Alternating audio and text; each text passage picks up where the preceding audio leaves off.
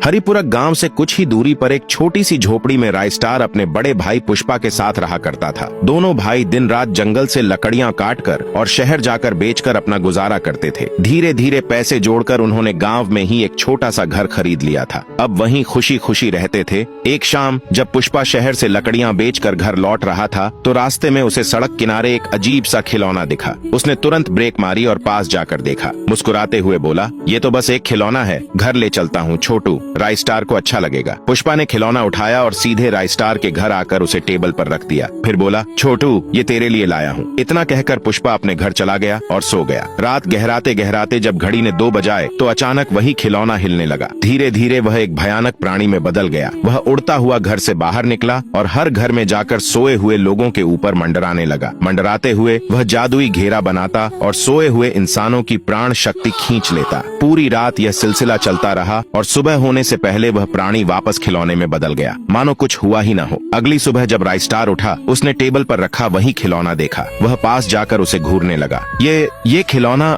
ऐसा क्यों लग रहा है जैसे इसमें जान हो, उसने धीरे से कहा। रायस्टार खिलौने की जांच कर ही रहा था कि अचानक उसे रोने और चीखने जैसी आवाजें सुनाई दी। डर के मारे वह तुरंत बाहर आया और देखा कि चारों तरफ हड़बड़ाहट मची हुई थी। तभी उसका बड़ा भाई पुष्पा दौड़ते हुए उसके पास आया। छोटू तुम ठीक तो हो ना? पुष्पा कांपती आवाज में बोला। रायस्टार ने सिर हिलाया। हाँ भैया मैं ठीक हूँ, पर ये गांव में क्या हो रहा है? पुष्पा ने डरते हुए कहा। रायस्टार कल रात करीब 20 से ज्यादा लोग सोते सोते मर गए, किसी को पता नहीं कि कैसे और क्यों। रायस्टार की आंखें फैल गईं और उसके चेहरे पर डर साफ झलकने लगा। वह तुरंत बाइक लेकर पुलिस स्टेशन की ओर निकल पड़ा। पुलिस स्टेशन पहुंचकर उसने देखा कि बड़ा इंस्पेक्टर भी फुट फुट कर रो रहा था। रायस्टार पास जाकर पूछता है, इंस्पेक्टर साहब क्या हुआ, ये सब क्यों हो रहा है? इंस्पेक्टर आंखों में आंसू लिए बोला, रायस्टार इतने लोग मर गए हैं, कल रात सोते सोते लगभग 30 से ज्यादा पुलिस वाले और गांव के लोग, कोई नहीं बचा। मैं खुद कुछ समझ ही नहीं पा रहा। रायस्टार की धड़कन तेज हो गई। उसने खुद से कहा, ये सब कैसे हो सकता है, ये किसी इंसानी हिम्मत से परे है। इतना कहते ही रायस्टार तुरंत गांव की ओर निकल पड़ा। शाम हो चुकी थी और रात का अंधेरा धीरे धीरे छा रहा था। रास्ते में उसने भीड़ देखी और बाइक रोकी। पास जाकर देखा तो उसका भाई पुष्पा जमीन पर मृत पड़ा था